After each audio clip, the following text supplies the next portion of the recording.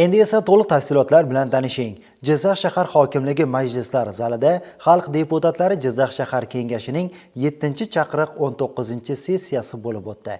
Dastlabki lavhamiz shu haqda. Jizzax shahar hokimi Komil Xolmurodov, xalq deputatlari, Jizzax shahar kengashi deputatlari, hokim o'rinbosarlari, bo'lim boshliqlari, siyosiy partiya kengashlari raislari, tegishli tashkilot rahbarlari hamda ommaviy axborot vositalari vakillari ishtirokidagi sessiyani xalq deputatlari Jizzax shahar kengashi raisi Musoxon Imomov ochdi va olib bordi. Dastlab O'zbekiston Respublikasi davlat madhiyasi yangradi.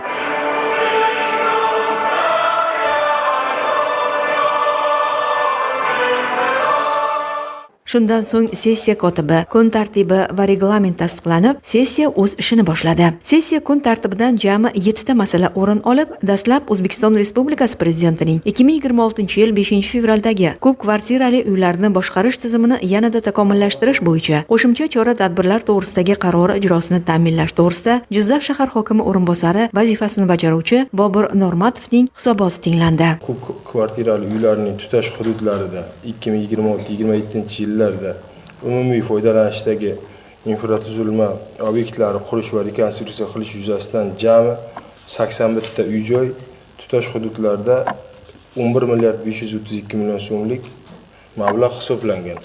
Shulardan 19 ta yangi bolalar maydonchasi, 1900 bitta pagonometr irrigatsiya tarmoqlari tortish, 19000 kvadrat metr kirish yo'laklari betonlash amalga oshirish belgilab olingan.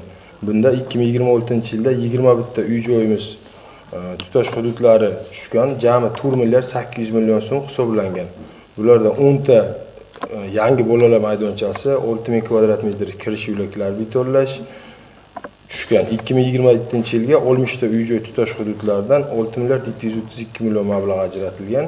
Hisobga ko'ra 9 ta yangi bolalar maydonchasi, 1900 pagonometr irrigatsiya tarmoqlari tortish hamda 13000 kvadrat metr yo'laklar betonlash amalga oshiriladi.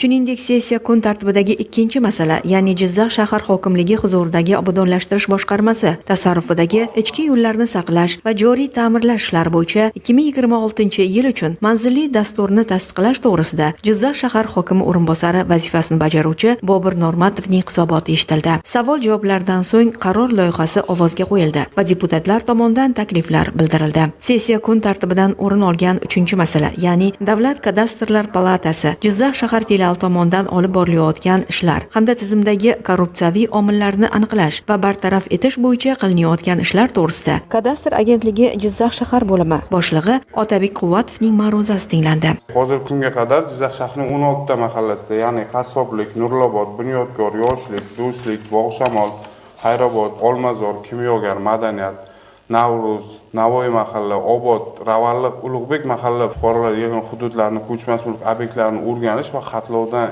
o'tkazish ishlari amalga oshirilib, hozir yakunlash arafasida turibmiz. Xatlov ishlari jarayonida fuqarolar bilan tushuntirish ishlari ham olib borilmoqda. Fuqarolarga mazkur qonunning mazmun mohiyati, ko'chmas mulk obyektlarni ro'yxatdan o'tkazish tartibi hamda ularga mulk huquqlarini rasmiylashtirishning ahamiyati haqida ma'lumotlar berilmoqda. Kadastr idoralari tomonidan bepul bajarilyapti. Bu korrupsiyani oldini olish maqsadida men aytyapmanki, hech qaysi fuqaromizda hech qanaqa tushuncha bo'lishi kerak emas.